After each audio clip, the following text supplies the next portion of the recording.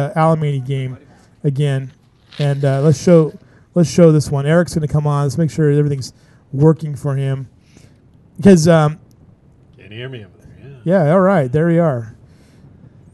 All right, so Eric What, do you Paul, think I'm an amateur? You got it going on. Eric Paul Johnson now joining us here, and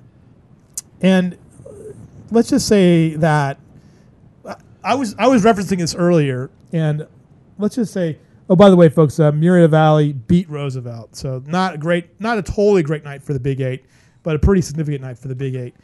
So what we were talking about earlier was that, and we were mentioning this before you even got going, that if Alemany should fall to North and if Centennial should beat Mater Dei, that those are kind of two big statement games. Now, you weren't as big on the Centennial game, but what does this win do for North? Oh, it's absolutely huge. I would say it's their biggest victory in years, at least since winning the CIF titles, back-to-back titles, about 5 years ago. So, what was bigger is how they won it. Mm-hmm. You know, they were down 35-21 going into the fourth quarter, and talking to Coach Paredes, he said, last year's team, they go down by 14 that late, they fold, it's all over. Right. This team finds a way to fight back. Coach Paredes at first was convinced, I'm going to go for the tying kick. Let's go to overtime. His assistant coaches basically said, Coach, want to have some fun? Let's go for the win. And Justin Georgie scrambles in and finds a way to get inside that pylon and get it in there. Now, last week you only got to see them kind of the footage of them dismantling, Colton, and Prep Dog was sort of like, well, let's kind of wait and see what happens with this. Give me your take on the athleticism that we saw on film. In real time. Yeah. If there are some better athletes than Justin Georgie and Aaron Peck and Marcus Baugh in this area, right. They're tough to find. I mean, you're talking about all three of these guys, monster two-sport stars. Justin Georgie was the starting center fielder on North's baseball team that won the CIF title. He's a third-year starting quarterback for North. Aaron Peck, their star basketball player, and also I would say without question the best receiver in the Inland Empire. Tonight, again, 7 catches, 143 yards.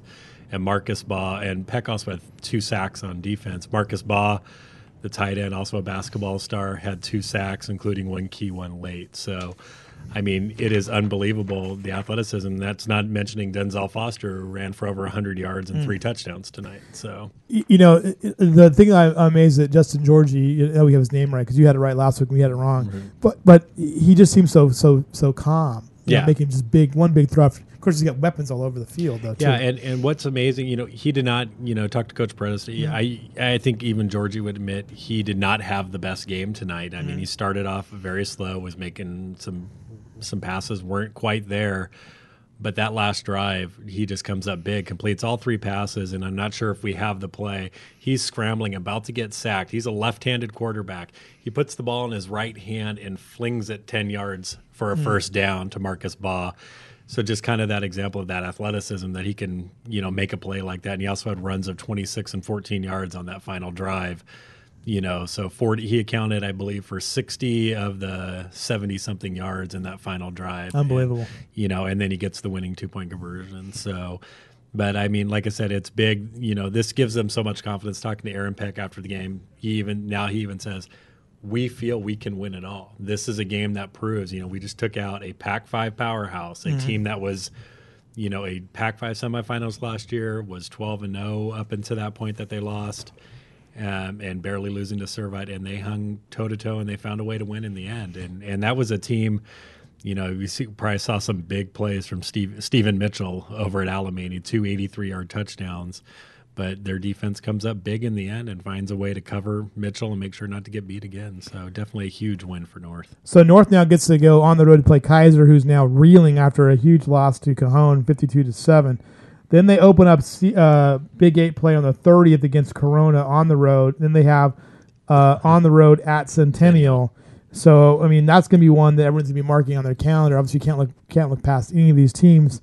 But this game suddenly takes on huge proportions. And I was talking to Dave about this earlier. The totality of this of our experience the last few years, the conversation's been around 4 teams, basically. Norco, Chaparral, Vista Murrieta, and Centennial, and all of a sudden, boom, here's... Yeah, North is back. Mm-hmm. I mean, especially with this group, a bunch of seniors that have finally come together.